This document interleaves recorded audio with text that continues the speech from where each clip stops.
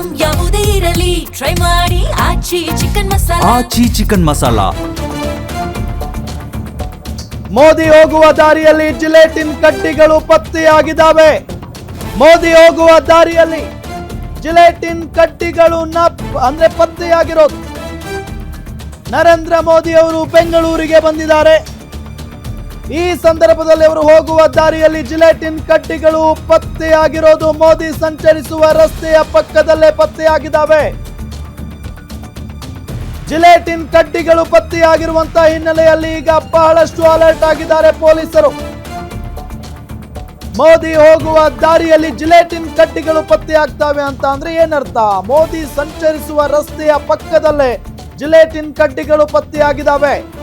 ಮೋದಿ ಯಾವ ರಸ್ತೆಯಲ್ಲಿ ಹೋಗ್ತಾರೋ ಆ ರಸ್ತೆ ಉದ್ದಕ್ಕೂ ಕೂಡ ಬಹಳಷ್ಟು ಬಿಗಿ ಭದ್ರತೆ ಇರುತ್ತೆ. ಈ ಜಿಲೆಟಿನ್ ಕಡ್ಡಿಗಳು ಅಲ್ಲಿ ಹೆಂಗ ಬಂದವು? ಓರ್ವ ವ್ಯಕ್ತಿಯನ್ನ ಈಗ ಪೊಲೀಸರು ವಶಕ್ಕೆ ಪಡೆದಿದ್ದಾರೆ. ಆ ವ್ಯಕ್ತಿ ಯಾರು? ಆ ಜಿಲೆಟಿನ್ ಕಡ್ಡಿಗಳಿಗೂ ಆತನಿಗೂ ಏನು ಸಂಬಂಧ, ಯಾವ ರೀತಿಯಾಗಿ ಲಿಂಕ್ ಅನ್ನೋದು ಈಗ ಇರುವಂತ ಪ್ರಶ್ನೆ. ಅದು ಕೂಡ ನರೇಂದ್ರ ಮೋದಿ ಅವರು ಹೋಗುವಂತ ಸಂಚರಿಸುವಂತ ರಸ್ತೆಯ ಪಕ್ಕದಲ್ಲೇ ಈ ಜಿಲೆಟಿನ್ ಕಡ್ಡಿಗಳು ಸಿಕ್ಕಿದಾವಂತೆ.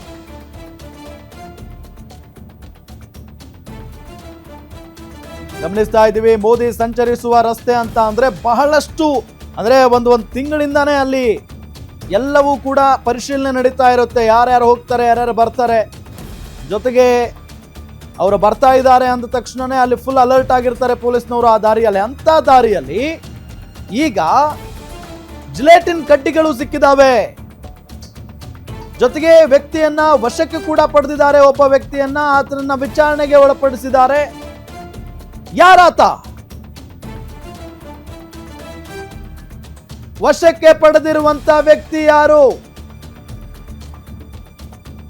ಏನ್ ಸಂಬಂಧ ಇದಕ್ಕೆ? ಜಿಲೆಟಿನ್ ಕಡ್ಡಿಗಳು ರಸ್ತೆಯ ಪಕ್ಕದಲ್ಲಿ ಸಿಕ್ಕಿದಾವೆ. ಬೆಂಗಳೂರಿನ ಕಗ್ಗಲೀಪುರ ತಾತಗುಣಿಯಲ್ಲಿ ಕಡ್ಡಿಗಳು ಪತ್ತೆಯಾಗಿರೋದು. ಯಾವ ಕಾರಣಕ್ಕೆ ಜಿಲೆಟಿನ್ ಕಡ್ಡಿ ಇಡಲಾಗಿತ್ತು ಅಂತ ತನಿಖೆಯನ್ನ ಮಾಡಲಾಗ್ತಾ ಇದೆ. ಡೀಟೇಲ್ಸ್ ಕೊಡ್ತಾರೆ ನಮ್ಮ ರಿಪೋರ್ಟರ್ ಗಿರೀಶ್, ಸಂಪರ್ಕದಲ್ಲಿದ್ದಾರೆ. ಗಿರೀಶ್, ಏನಿದೆ ಇದ್ರ ಬಗ್ಗೆ ಹೆಚ್ಚಿನ ಮಾಹಿತಿ?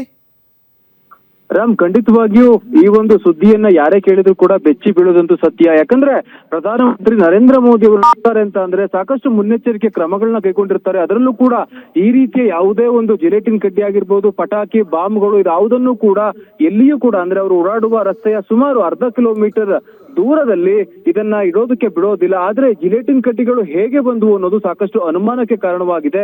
ಯಾವುದಾದ್ರೂ ಒಂದು ಷಡ್ಯಂತ್ರವನ್ನ ಮಾಡೋದಕ್ಕೆ ಯಾರಾದ್ರೂ ಆರೋಪಿಗಳು ಸಂಚನ್ನ ರೂಪಿಸಿದ್ರ ಅನ್ನೋದು ಮೇಲ್ನೋಟಕ್ಕೆ ಪ್ರಶ್ನಾರ್ಥಕವಾಗಿದೆ ಅಂತ ಹೇಳಿ ಪ್ರಧಾನಮಂತ್ರಿ ನರೇಂದ್ರ ಮೋದಿ ಅವರು ಬೆಂಗಳೂರಿಗೆ ಆಗಮಿಸಿದ ಹಿನ್ನೆಲೆ ಕಾರ್ಯಕ್ರಮವನ್ನ ಉದ್ದೇಶಿಸಿ ಮಾತನಾಡಿದ್ರು. ನಂತರದಲ್ಲಿ ಅವರು ಏನು ಆರ್ಟ್ ಆಫ್ ಲಿವಿಂಗ್ ಏನಿದೆ ಕನಕಪುರದ ಒಂದು ಆಶ್ರಮ, ಅಲ್ಲಿ ಶ್ರೀ ರವಿಶಂಕರ್ ಗುರೂಜಿ ಏನಿದ್ದಾರೆ ಅವರ 70ನೇ ವರ್ಷದ ಹುಟ್ಟುಹಬ್ಬ, ಅದೇ ರೀತಿ ಅಲ್ಲಿ 45ನೇ ವರ್ಷದ ವಾರ್ಷಿಕೋತ್ಸವ ಸಂಭ್ರಮದಲ್ಲಿ ಅವರು ಭಾಗಿಯಾಗಿದ್ರು.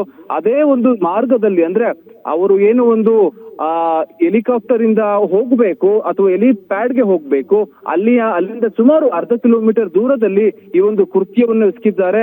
ಅದೇ ಒಂದು ಪ್ರಕರಣ ಸಂಬಂಧ ಕೋರಮಂಗಲದ ಒಂದು ಮನೆಯೊಂದರಲ್ಲಿ ಒಬ್ಬ ಆರೋಪಿಯನ್ನ ಪೊಲೀಸರು ಬಂಧಿಸಿದ್ದಾರೆ. ರಾಮನಗರ ಜಿಲ್ಲಾ ಪೊಲೀಸರು ಸೇರಿದಂತೆ ಬೆಂಗಳೂರು ಕೋರಮಂಗಲ ಪೊಲೀಸರು ಕೂಡ ಒಟ್ಟಿಗೆ ಈ ಒಂದು ಕಾರ್ಯಾಚರಣೆಯನ್ನ ಮಾಡಿ ಒಬ್ಬ ಆರೋಪಿಯನ್ನ ಬಂಧಿಸಿದ್ದಾರೆ. ತೀವ್ರ ವಿಚಾರಣೆಯನ್ನ ಮಾಡಲಾಗ್ತಿದೆ. ಆದ್ರೆ ಇನ್ನೊಂದು ರೀತಿಯ ಮಾಹಿತಿಯಂತೆ ಏನು ಕನಕಪುರದಲ್ಲಿ ಸಾಕಷ್ಟು ಬಂಡೆಗಳ ಒಂದು ಕೆಲಸ ಕಾರ್ಯ ನಡೆಯುತ್ತೆ. ಆ ಬಂಡೆಗಳನ್ನ ಒಡೆದು ಅದರಿಂದ ಜಲ್ಲಿ, ಕಲ್ಲು ಎಲ್ಲವನ್ನೂ ಕೂಡ ಮಾಡ್ತಾರೆ. ಅದರ ಒಂದು ಹಿನ್ನೆಲೆಯಲ್ಲಿ ಯಾರಾದ್ರೂ ಇಟ್ಟಿರಬಹುದಾ ಎಂಬುವ ಒಂದು ಆಯಾಮದ ಮೇಲೂ ಕೂಡ ತನಿಖೆ ಆಗ್ತಾ ಇದೆ. ಆದ್ರೆ ಅಷ್ಟೆಲ್ಲ ಪೊಲೀಸರು ಮುನ್ನೆಚ್ಚರಿಕೆ ಕ್ರಮಗಳನ್ನ ತೆಗೆದುಕೊಂಡಿದ್ರು.